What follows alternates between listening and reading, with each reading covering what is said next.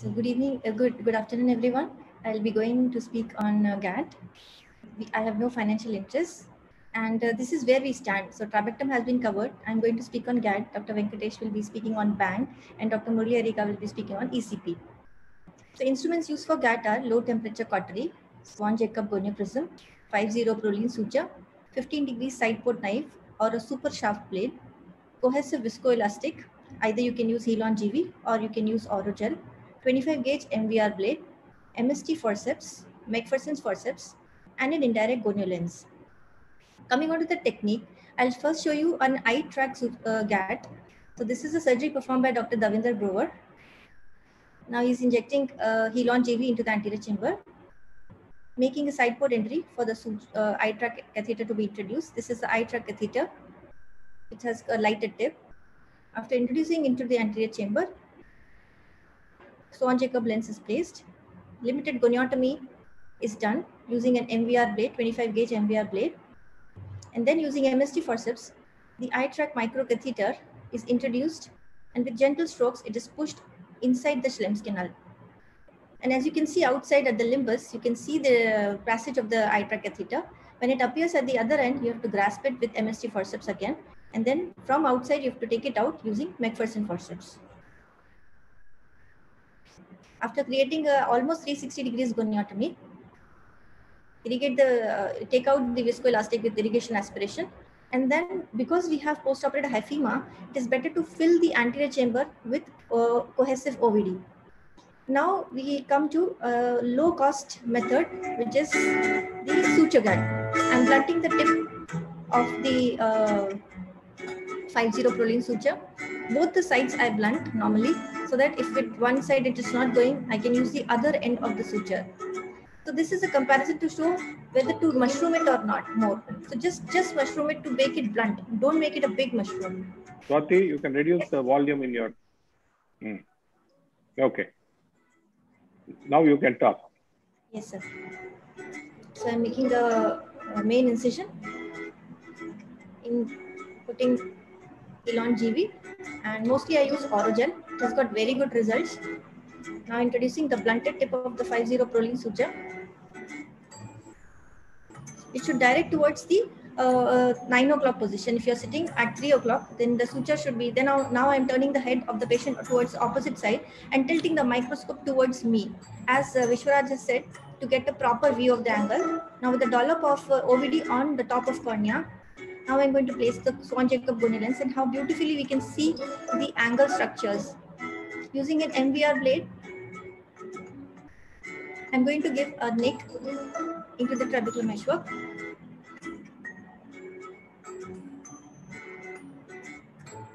Now I'm exposing the posterior wall of the Schlemm's canal. So as you can see, it's the bare sclera behind it. After making a limited goniotomy,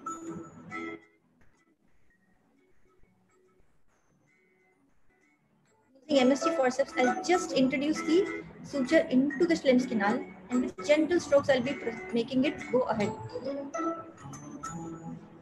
Initially, it will go very nicely, very smoothly, but once you reach the 180 degrees, that is just opposite to where you have started inserting, you will feel resistance in the passage of the suture. That is a good sign that you are in the right place, but you should not get carried away that I am in the right place. You should confirm the presence of Schlemm's canal, presence of suture in the Schlemm's canal using an indirect gonio lens, which I'll be showing just in a few seconds. So this is the indirect gonio lens, where you can see this blue color suture here, that is in the Schlemm's canal.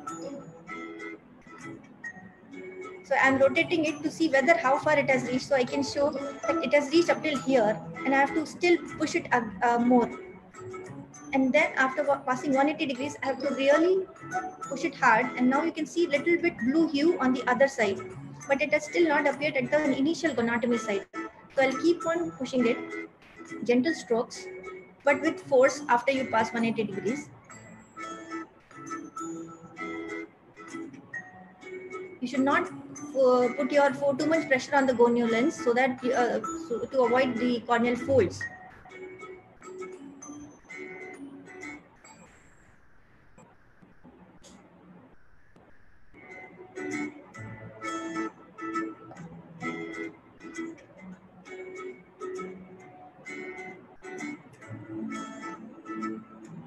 Now you can see the suture has appeared at the other end. I'm grasping it with the MST forceps. I have to grasp above the suture which I have introduced, not below it. And then using a McPherson forceps from outside, I'll be tearing off the inner wall of Schlemm's canal.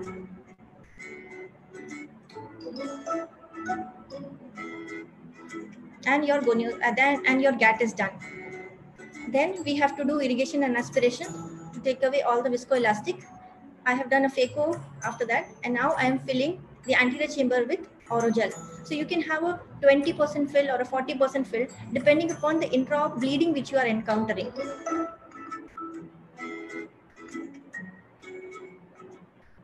So now I'll be coming on to the evidence. Grover et al. Has showed that GAT is a very promising technique, and they presented their preliminary results at 6 months follow-up, where they show that it is as promising as ab externotrabeculotomy. Then at 24 months follow-up also they presented their results, and they said that the long-term results of GAT are relatively equivalent to those previously reported for GAT as well as for ab externotrabeculotomies. Another study done by the same group said that even if there is a prior incisional surgery, glaucoma surgery done, GAT still gives a good results and significant decrease in IOP and required glaucoma medication at 24 months. So we have enough evidence to say that GAT works. My experience. So I had intraoperative challenges, but I learned that first stroke is the best stroke and I should keep things ready.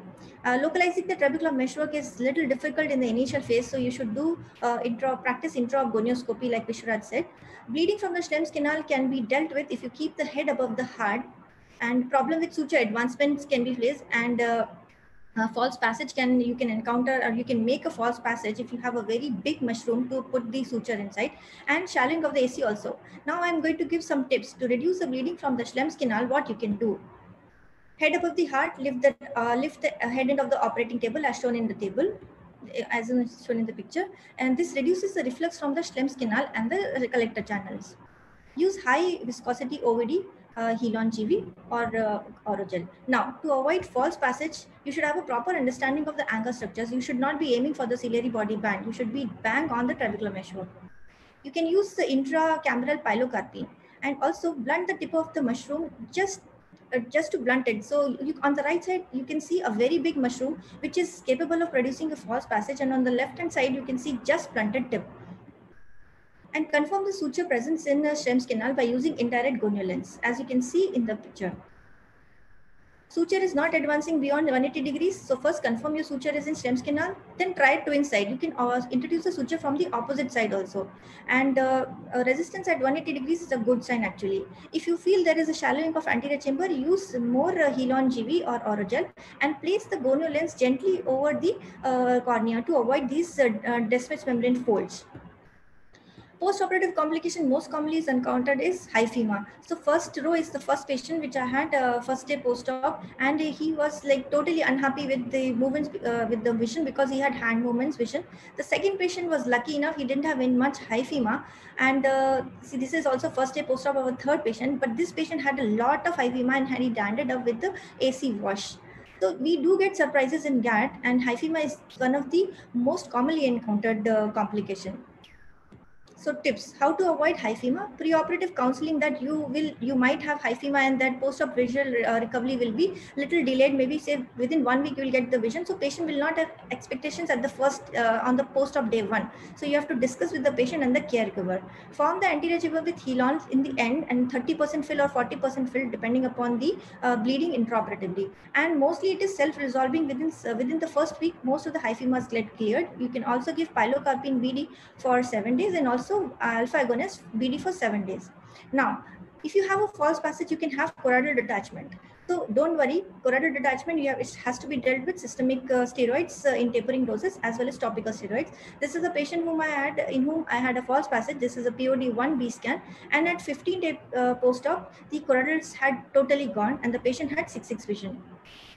My experience so far, I have done 27 eyes of 26 patients. The mean age is 62.4 years, ranges from 40 to 74 years. And we have POAG as 18 patients, 4 patients with normal tension glaucoma, 4 patients with pseudo-exfoliation glaucoma, 1 patient with angle recession glaucoma. And we followed the patient for average of 180 days, but we have some 8 to 10 patients with 1 year follow-up. So this is the baseline parameters. Well, I'll just go to the results. In terms of vision, we had 81% success rate, complete success. And the thing to be noticed that on first postoperative day, the visual acuity dropped because of hyphema, because 21 out of 27 eyes had microhyphema or layered hyphema on POD1, which cleared within 1 week. So at the end of 1 year, almost all the patients have got logMAR 0.45. In terms of IOP, we have on pre-op IOP was 24.7 millimeters of mercury, which improved from day 1. And at 1 year follow-up, the IOP was 6.18 plus minus 7.4 millimeters of mercury, which was statistically significant. In terms of anti-glaucoma medication, sorry, patients at 1 year follow-up, none of the patients, I mean, most of the patients, I would say, were off the medication. So it's a very reliable technique. Intraoperatively, sorry, I had to convert to twin sight in 2 patients, and I encountered shallow AC in 1 and false passage in 1 patient who had choroidal detachment on POD1. I encountered hypotony in 1 patient and IOP more than 21 millimeters of mercury in 4 patients. But hyphema was the most common complication, which resolved in 1 week. So my take-home messages will be the 10 commandments. Choose moderate open-angle glaucoma cases to start with widely open angles on gonioscopy. Do very good preoperative counseling. Practice intraop gonioscopy on routine phaco cases. Don't make large initial goniotomy, otherwise you will lose the suture and you will land up in making a false passage. Feed the suture into the Schlemm's canal, don't push it. And keep the head above the heart, table tilt, so that you don't encounter bleeding from the Schlemm's canal. Use liberal cohesive OVD and use indirect gonio lens to confirm the suture position, and be patient and perseverant. Thank you so much.